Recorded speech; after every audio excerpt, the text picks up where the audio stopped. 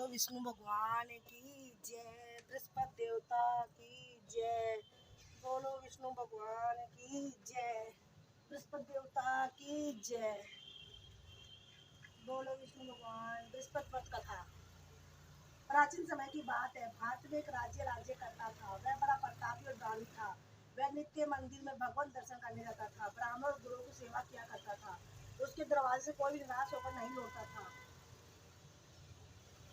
नहीं होता था। प्रत्येक गुरुवार को व्रत रखकर पूजन करता था। हर दिन गरीबों की सहायता करता था। परंतु ये सब बातें रानी को अच्छी नहीं लगती थी। वह ना व्रत करती थी, ना ही किसी को भी एक पैसा दान देती थी। राजा से भी ऐसा करने के लिए मना किया करती थी। एक समय की बात है। राजा शिकार खेलने वन को गए हुए थे। घर पर रानी उदासी थी।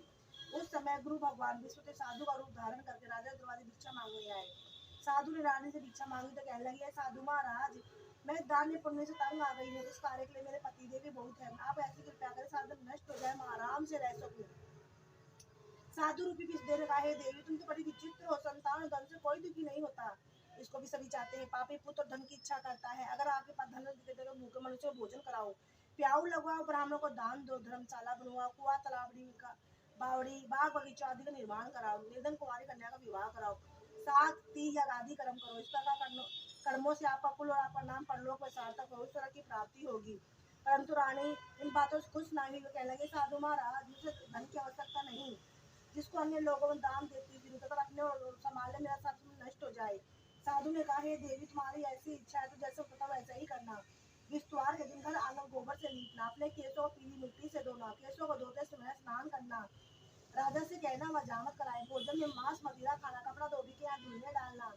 इस प्रकार साफ विस्तार करने से तुम्हारा सर्व धन नष्ट हो जाएगा। एक साधु रूपी महाराज रूपी विष्णु का अंतर्ध्यान हो गए। रानी ने साधु के कहने के अनुसार सात विस्तार का वैसा करने का निश्चय किया।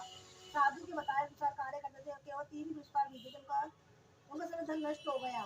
भोजन पे दोष में तरसने लगे, संसारी भोगों से दुखी रहने लगे। तब राजा रानी से कहना था, तुम यहाँ पर रहो, मैं दूसरे देश को जाता हूँ, क्योंकि यहाँ पर सबने जाते इसमें कोई कार्य नहीं कर सकता। मैं परदेश जा रहा हूँ, या कोई काम धंधा करूँगा, हमारे भाग्य बदल जाए। ऐसा कहकर परदेश चला गया। वह जंगल से रखने का लाता और शहर में बेचता, तरह जुर्म व्यतीत करने लगा। इधर जाके बिना दासी रानी दोनों दुखी रहने लगी। किस दिन भोजन मिलता, किसी दिन जल पीकर रह जाती।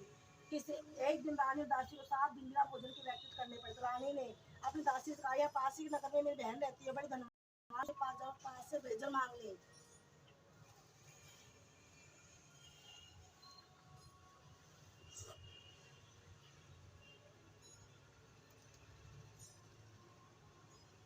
उसके कुछ समय में गुजर हो जाएगा। दासी रानी की बहन के पास गई। रानी की बहन उस समय पूजन कर रही थी। इश्तवार का दिन था। दासी की रानी की बहन ने से कहा, हे रानी, मुझे आपकी बहन ने भेजा है, मुझे 5 से बेजर दे दो।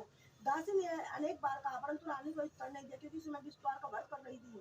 दासी को रानी की बहन को उत्तर नहीं मिला तो वो दुखी हुई, क्रोध भी आया। लौट रानी से बोली, हे रानी, आपकी बहन बहुत घमंडी है, वह छोटे लोगों से बात नहीं करती। मैंने उससे कहा तो उसने कोई उत्तर नहीं दिया, मैं आपसे चली आई। रानी बोली, हे दासी, इसमें उसका कोई दोष नहीं है। जब बुरे जाते तो कोई सहारा नहीं देता, अच्छे बुरे का रिश्ता व्यक्ति नहीं लगता है। जो ईश्वर की इच्छा होगी वही होगा, हमारे भाग्य का दोष है। तो रानी की बहन ने सोचा कि मेरी बहन की दासी आई थी, परंतु उससे बोली नहीं। वैसे बहुत दुखी हुई। कथा विष्णु भगवान से पूजन समाज को अपनी बहन के घर आई और कहने लगी, बहन, मैं विश्वार का व्रत कर रही थी, तुम्हारी दासी गई। जब तक दासी हमारे घर गई थी, परंतु जब तक कथा हो गई तब तक उठते ना बोलते थी, बोली नहीं। कहो दासी क्यों गई थी? रानी बोली, बहन, हमारे घर में अनाज नहीं था। वैसे तुमसे कोई बात छिपी नहीं है, मैंने दासी को तुम्हारे पास से भोजन लेने के लिए भेजा था।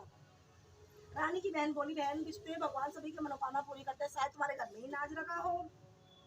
यह सुनकर दासी अंदर गई। उसने एक बड़ा बेजर का भरा मिला। उसने बड़ी हैरान हुई, क्योंकि उसने एक बर्तन देख लिया था। उसने बाहर आकर रानी को बताया। दासी अपनी रानी से कहने लगी, हे रानी, देखो, हमको अन्न नहीं मिलता, हम रोज व्रत करते हैं, इसकी व्रत की विधि पूरी जाए तो हम भी क्या करेंगे। दासी की कहने पर रानी की बहन ने तो विश्वार का व्रत के बारे में पूछा। उसकी बहन ने बताया, हे रानी बहन, विश्वार का सूर्योदय से उठकर स्नान करके विष्णु भगवान का पूजन करना चाहिए, लेकिन उस दिन सिर नहीं धोना चाहिए। विश्वार के व्रत में चने की दाल मुनक्का से विष्णु भगवान के केले की जड़ में पूजन करे, दीपक जलावे, एक समय भोजन करे, भोजन पीले पदार्थों का करे, तो कथा सुने। इस प्रकार करने से गुरु भगवान प्रसन्न होते हैं, अन्न पुत्र धन देते हैं। इस तरह विधि की बताकर आदमी अपनी बहन अपने घर लौट आई। रानी और दासी दोनों ने निश्चय किया कि विष्णुवार के भगवान का पूजन जरूर करेंगे। 7 दिन बाद विष्णुवार आया तो व्रत रखा, गुड़ चलन जाकर गुड़ चना भील लाई, दाल से केले गिरकर विष्णु भगवान का पूजन किया। पीला भोजन कहाँ से दोनों भोजन कहाँ से आए, दोनों बड़े दुखी, पर उन्होंने व्रत किया था, इस कारण विष्णुदेव भगवान प्रसन्न थे। वो एक साधारण व्यक्ति के रूप में 2 थालों में सुंदर पीला भोजन लेकर आए। दासी देकर बोले, हे दासी, ये भोजन तुम्हारे रानी के लिए, तुम दोनों भोजन करना। दासी भोजन पाके बड़ी प्रसन्न। रानी बोली, बहन रानी बोली, भोजन कर लो। रानी को भोजन आने के बारे में कुछ पता नहीं था, इसलिए दासी से बोले, तू ही भोजन कर, क्योंकि तू ही हमारी व्यर्थ में हंसी उड़ाती है। दासी बोली, एक व्यक्ति भोजन दे गया है। रानी कहने लगी, भोजन तेरे लिए, तू ही खा। दासी कहने लगी, व्यक्ति हम दोनों को 2 थालों में भोजन दे गया है कि हम दोनों साथ साथ भोजन करेंगे। फिर दोनों ने गुरु भगवान को नमस्कार करके भोजन प्रारंभ किया। उसके बाद प्रत्येक विश्वास गुरु भगवान का व्रत और पूजन करने लगी। विश्वास भगवान की कृपा से उनके पास धन हो गए, परंतु जिस रानी फिर इस प्रकार आलस्य करने लगी तो दासी की बोली, है देखो रानी, तुम्हें पहले इस प्रकार आलस्य करती थी, धन रखने में कष्ट होता था, इसी कारण सभी धन नष्ट हो गया था। अब गुरु भगवान की कृपा से धन मिला है तो तुम्हें आलस्य होता है। बड़ी मुसीबतों के बाद हमने धन पाया है, इसलिए हमें दान पुण्य करना चाहिए। भूखे मुझे भोजन कराओ, प्याऊ लगवाओ, ब्राह्मणों को दान दो, कुआं तालाब बावड़ी का निर्माण कराओ, मंदिर पाठशाला बनवाओ, कुंवारी कन्या का विवाह कराओ, धन को शुभ कर्मों में खर्च करो, जिससे तुम्हारे कुल का यश और स्वर्ग की प्राप्ति हो। फिर प्रसन्न हो दासी की बात मानकर रानी कहने लगी, इस प्रकार कर्म करने प्रारंभ किए। उसका काफी यश फैलने लगा। एक दिन राजा रानी दासी आपस में विचार करने लगी, ना जाने राजा किस प्रकार से होंगे, उनकी कोई खबर नहीं, उनकी की दशा में उनकी कोई खबर नहीं। गुरु भगवान से जो प्रार्थना की, भगवान ने रात्रि में राजा को स्वप्न में कहा, हे राजा, तेरी रानी तुझको याद करती है, अपने देश को लौट जा। राजा प्रार्थना उठा, जंगल से लकड़ियां काट कर लाने से जंगल की ओर चल पड़ा। जंगल से गुजरते समय वो सोचने लगा, रानी की गलती से कितने दुख भोगने पड़े, राजपाट छोड़कर जंगल में आकर रहना पड़ा, जंगल से लकड़ियां काटकर हमें बेचकर गुजारा करना पड़ा। उसी समय उस जंगल में बृहस्पति एक साधु का उद्धारण कर आए। राजा से पास आकर बोले, हे लकड़हारे, तुम सुनसान जंगल में किस चिंता में बैठे हो, मुझे बतलाओ। यह सुन राजा ने तो जल भर आया और साधु से मना करके बोला, हे प्रभु, आप सब कुछ जानते हैं, इतना क्या संपूर्ण कहानी सुना दी। महात्मा तो स्वभाव से दयालु होते हुए बोले, हे राजा, तुम्हारी पत्नी ने विष्णुवार के प्रति अपराध किया था, इसी कारण तेरी दशा हुई है। अब तुम्हें किसी बात की चिंता मत करो, भगवान तुम्हें पहले से अधिक धन देंगे। देखो, तुम्हारी पत्नी ने विष्णुवार का वध करना प्रारंभ कर दिया है, अब तुम्हें किसी बात की चिंता मत करो। विष्णुवार का वध करके चने की दाल और गुड़ जल के लोटे में डालकर केले के पत्ते से विष्णु भगवान की पूजा करो, फिर कथा कहो, सुनो, भगवान तुम्हारी सब मनोकामना पूरी करेंगे। साधु को प्रसन्न देकर राजा बोला, हे प्रभु, मुझे लकड़ी बेच के इतना पैसा नहीं मिलता जिससे भोजन करने के उपरांत तुम बचा सकूं। मैंने रात्रि को अपनी पत्नी को व्याकुल देखा है, मेरे पास कोई साधन नहीं जिसको समाचार तो जान सकूं, मैं विस्तार की कौन सी कहानी कहूँ या सुनो, मुझे नहीं मालूम। साधु ने कहा, हे राजा, तुम्हें किसी बात की चिंता मत करो, विष्णुवार के दिन तुम्हें रोजाना से तरह लकड़ियां लेकर शहर को जाओ, तुम्हें रोज से दुगना धन प्राप्त होगा, जिससे तुम मनवाते भोजन कर लोगे। विष्णुवार की कहानी का सम्मान किया जाएगा। विष्णुवार की कथा इस प्रकार है, बोलो भगवान की जय। विष्णुवार की कथा। प्राचीन काल में एक बहुत निर्धन ब्राह्मण रहता था, उसकी कोई संतान नहीं थी, वह नित्य पूजा पाठ किया करता था, उसकी स्त्री मल के साथ रहती थी, न स्नान करती न किसी देवता का पूजन करती थी, प्रातः काल उठते सर्वप्रथम भोजन करती थी, बाद में काम करती थी। ब्राह्मण देवता बड़े दुखी रहते थे, परंतु पत्नी को बहुत समझाते, किंतु उसका कोई परिणाम न निकला। भगवान की अनुपमा से एक समय ब्राह्मण की पत्नी गर्भवती हुई, उसे 10वें वर्ष में सुंदर कन्या का जन्म हुआ।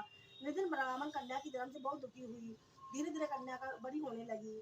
बचपन से ही कन्या की रुचि विष्णु भगवान की पूजा में थी, वह प्रातः काल उठकर स्नान करके विष्णु भगवान की पूजा करने लगी, मंदिर में जाती, विष्णुवार का व्रत करके विधि पूर्वक पूजा पाठ किया करती थी। पूजा पाठ करने के बाद पढ़ने के लिए पाठशाला में जाती थी, घर से लौटते चलते हुए एक मुट्ठी में जौ भर के ले जाती थी और पाठशाला के रास्ते में थोड़े थोड़े जौ गिराती थी। वह पाठशाला से लौटती थी, जो दाने सोने में बदले मिलते थे। लड़की सभी दानों को भीन लाती थी। एक दिन सोने के दानों साफ कर रही थी, उसकी माँ ने कहा, बेटी, सोने के दाने साफ करने में सोने का सूप होना चाहिए। अगले दिन विष्णुवार था, उन्हें भगवान विष्णु से पूजा करते हुए कहा, प्रार्थना की, हे भगवान, यदि मैंने आपका व्रत विधि पूर्वक किया है तो मुझे सोने का सूप दे दो। भगवान विष्णुदेव उसकी मनोकामना पूरी करने का वचन दिया। पाठशाला लौटते समय रास्ते में सोने का सूप पड़ा मिला। घर लौटकर सोने के सूप में अपनी माँ को दिखाकर सोने के दाने साफ करने लगी। उसी समय नगर का राजकुमार उसके घर के पास होकर गुजरा। सुंदर लड़की को सोने के सूप में जो साफ करते देखकर राजकुमार उस पर मोहित हो गया। महल में लौटकर राजकुमार ने लड़का राजा से उस लड़की से विवाह करने की इच्छा प्रकट की। राजा ने ब्राह्मण को महल में बुलाकर राजकुमारी से लड़की विवाह करने का बात कही। ब्राह्मण तैयार हो गया। लड़की के चले जाने से ब्राह्मण फिर निर्धन हो गया, उसे कई दिनों तक भोजन नहीं मिलता। बड़े दुखी होकर ब्राह्मण एक दिन अपनी लड़की के पास गया। फिर अपने पिता की निर्धनता का समाचार सुनकर बहुत सा धन देकर पिता को विदा किया। धन से और उस धन से ब्राह्मण के कुछ दिन तो आराम से गुजरे, लेकिन जल्दी फिर भूखे मरने की हालत हो गई। ब्राह्मण फिर लड़की के धन लेने के लिए महल पहुंच गए। लड़की ने पिता की बुरी हालत देखकर कहा, पिताजी, आप कब तक मुझसे धन लेकर जीवन यापन करेंगे? आप ऐसा उपाय क्यों नहीं करते जिसका धन घर संपत्ति से भर जाए। ब्राह्मण ने कहा मैंने तेरी माँ को बहुत समझाया पर तो उसकी समझ में कुछ नहीं आता, उसका फुड़ापन नष्ट हो तब घर की निर्धनता दूर हो जाएगी। तब कुछ सोचकर लड़की ने पिता से कहा पिताजी आप कुछ दिनों के लिए माँ को मेरे पास छोड़ जाओ। तब कुछ सोचकर ब्राह्मण पत्नी को लड़की के पास महल छोड़ आया। लड़की ने अपनी माँ से कहा माँ तुम प्रातः काल उठकर स्नान नहीं करते, विष्णु भगवान का पूजन अवश्य करना चाहिए, पूजा करने से तुम्हारी निर्धनता अवश्य दूर हो जाएगी। लड़की उसकी माँ ने बात नहीं मानी। तब क्रोधित होकर लड़की ने अपनी माँ को एक कक्ष में बंद कर दिया, सूर्योदय के समय उठाकर जबरदस्ती स्नान कराया और मंदिर में ले जाकर भगवान विष्णु की पूजा कराई। कुछ दिन तक ऐसा करने के